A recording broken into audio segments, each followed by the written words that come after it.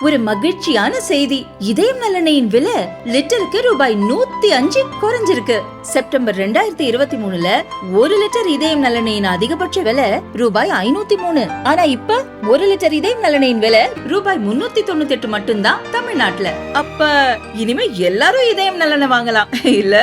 பாரதிய ஜனதா கட்சி திருப்பத்தூர் மாவட்டத்தின் சார்பாக மாவட்ட தலைவர் உள்ளிட்ட வந்திருக்கிற அத்தனை தேசபக்தர்களுக்கும்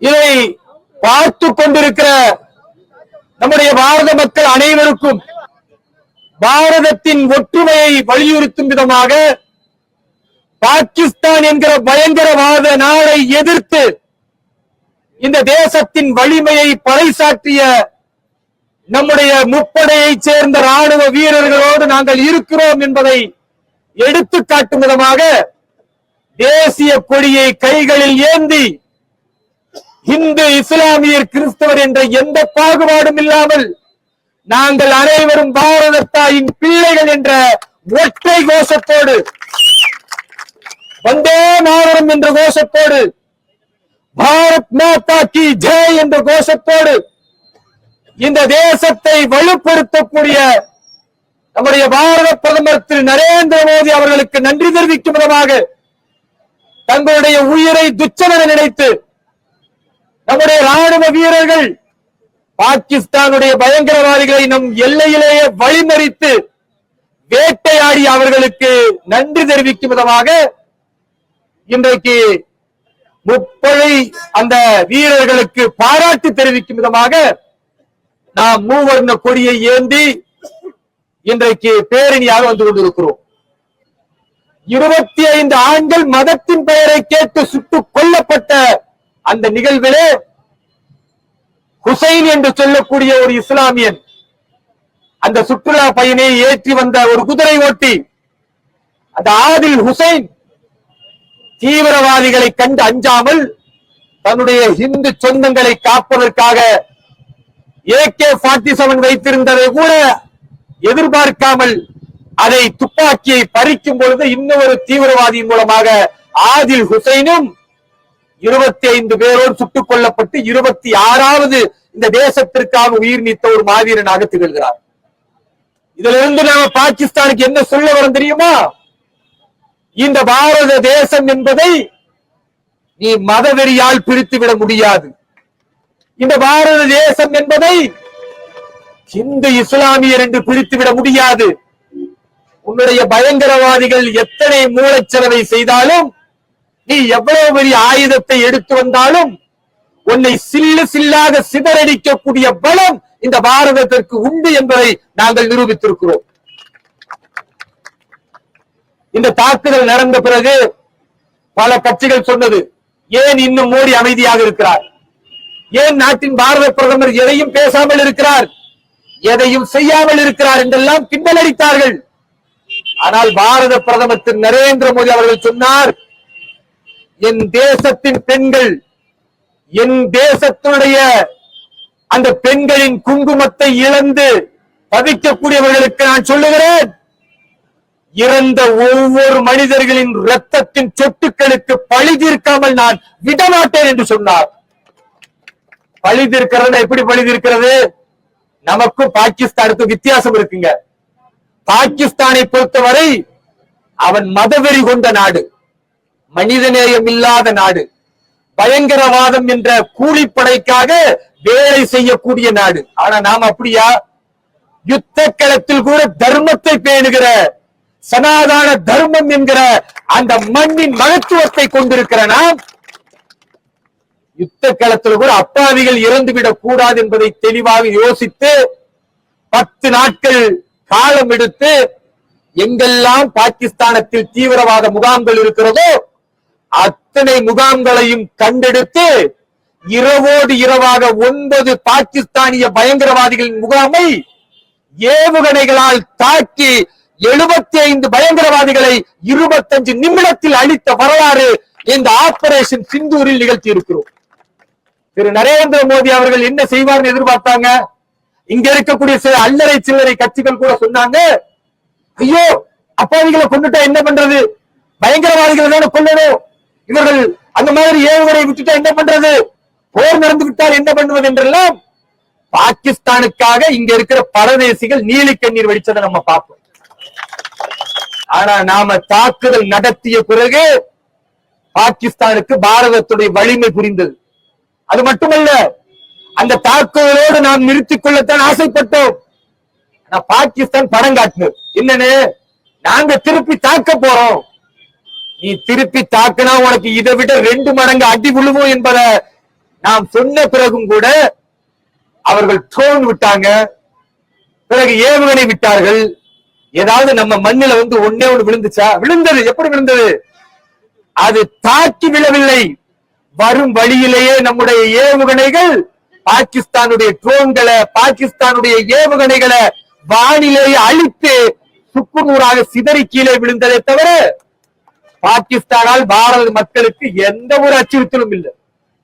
ஒரு கட்டத்தில் இதுக்கு மேல எங்களால் தாக்கு பிடிக்க முடியாது என்று இரவோடு இரவாக பாகிஸ்தான் மண்டியிட்டு நாங்கள் போரை நிறுத்திக் கொள்ள தயார் என்று சொன்ன உடனேயே பாரதம் அதற்கு சம்மதித்தது. ஏனென்றால் எங்கள் எதிரிகள் அப்பாவிகள் அல்ல, எங்கள் எதிரிகள் பயங்கரவாதிகள், எங்கள் எதிரிகள் பிரிவினைவாதிகள்.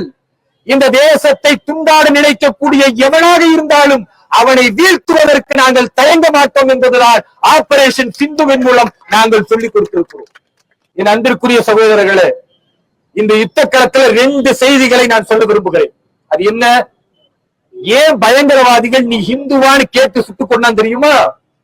இந்த தேசத்துல 140 கோடி மக்கள் வாழக்கூடிய இந்த தேசத்துல 20 கோடி இஸ்லாமியர்கள் வாழக்கூடிய இந்த தேசத்துல உலகில் எங்கும் இல்லாத நல்லிணக்கம், உலகில் எங்கும் இல்லாத பாதுகாப்பு இஸ்லாமியர்களுக்கு பாரத தேசத்தில் கிடைத்துக் கொண்டிருக்கிறது.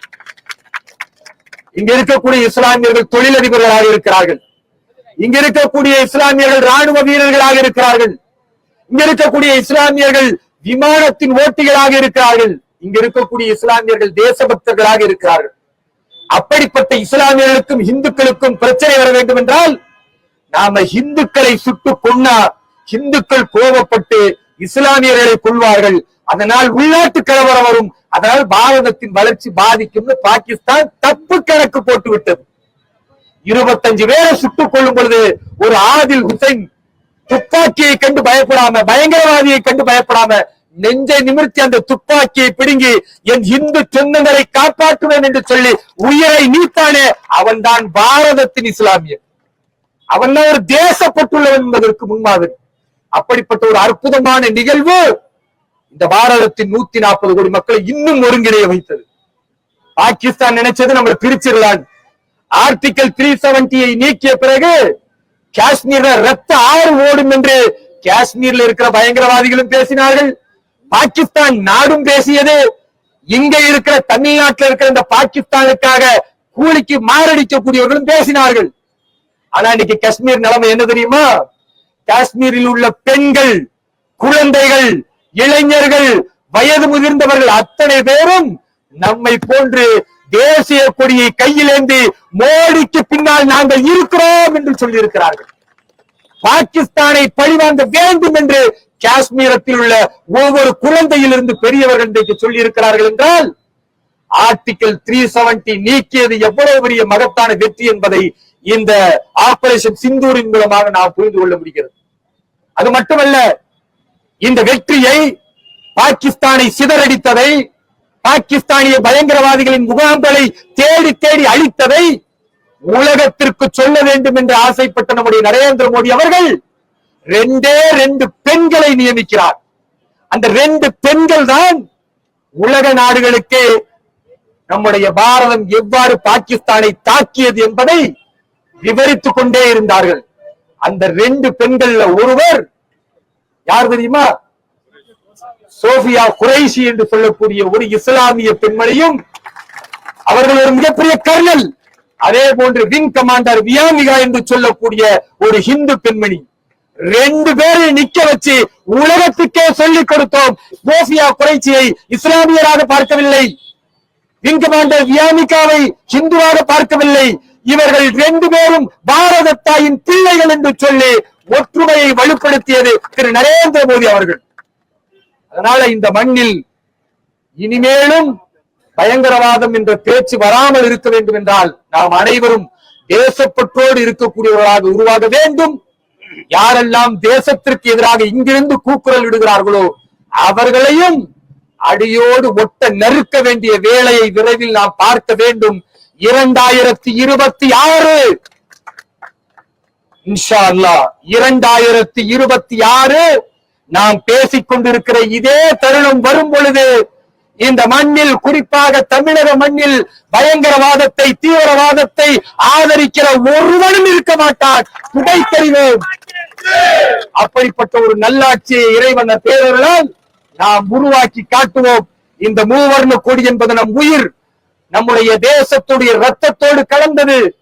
அப்படிப்பட்ட மூவர்ண கொடியை ஏந்தி இருக்கிற நாம் தேசத்திற்காக உழைப்பது போன்று தமிழகத்துடைய மீட்சிக்காக, ஊழல் இல்லாத தமிழகத்திற்காக, உண்மையான தேசபக்தர்களை உருவாக்குவதற்காக இன்னும் அதிகம் உழைப்போம்.